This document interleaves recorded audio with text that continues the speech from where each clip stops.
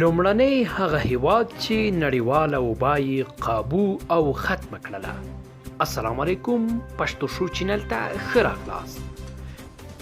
د ګرینلینډ په نوم هیواد لومړنی هیواد دی چې نړیواله وبا یې په بشپړ ډول قابو او ختمه کړله. د نړیوالو رسنیو د راپورونو په وینا د ګرینلینډ حکومت د نړیوالې وبا له خپرېدو سره سم سخت ګامونه پورته کړل چې له امله یې په دغه هیواد کې وایروس پیل نشو او ډېر لږ خلک ترې اغېزمن شول.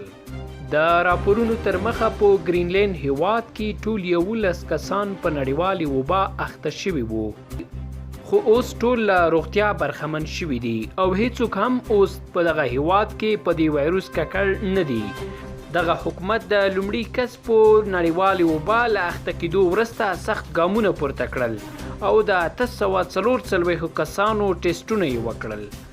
د نړیوالې وبا ټولې پیښې په پلازمینه نوک کې راښکاره شوې. دغه ښار نفوس له 8000 څخه زیات دی. د ګرینلینډ ټول نفوس 55,000 دی او ډېر ښه روغتیایي سیستم هم نه لري لکه نور هیوادونه یې چې لري. د لومړۍ پیښې له ثبتېدو سره سم حکومت ټول ښارونه ګرځبندیز کړل او د تګ راتګ ټول لارې یې هم وتړلې. همداراز حکومت خپل ټول سرحدونه وتړل تر څو نړیواله وبا کنټرول کړي. حکومت هوایي سفرونه او سمندري لارې هم وتړلې او خلکو ته یې وویل چې له ځانګړې اجازې پرته هیڅوک نشي کولی چې له ګرینلینډ بهر لاړ شي او یا هم ورته له بهره راشي. په راپور کې ویل شوي چې په ګرینلینډ کې په 18 او 19 میلادي پیړۍ کې هم ځینې ناروغۍ خپرې شوې وې چې کنټرول یې له لاسه وتلی و. همدا لامل و چې دوی د نړیواله وبا کنټرول لپاره عاجل اقدامات وکړل او ختم یې کړ. د دغه هیواد د روغتیا وزیر ورزنګ اولس وایي چې د حکومت له لوري لګول شوی ګرځبندیز ښایي تر 1 کال پورې دوام وکړي، ځکه موږ دومره امکانات نه لرو چې ناروغان تداوي وکړو.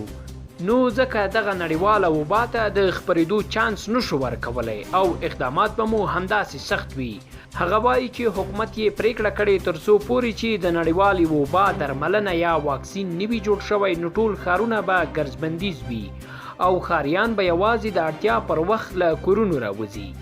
د ګرینلینډ یوازینی روغتون کوین انګریډ روغتون ډاکټر جیریټ مولټ اندېښنه ښکاره کوي که تر څو پورې واکسین نه وي جوړ شوی او ګرځبندیز ختم کړی شو نو ښایي له لوی تاوان سره مخ شو.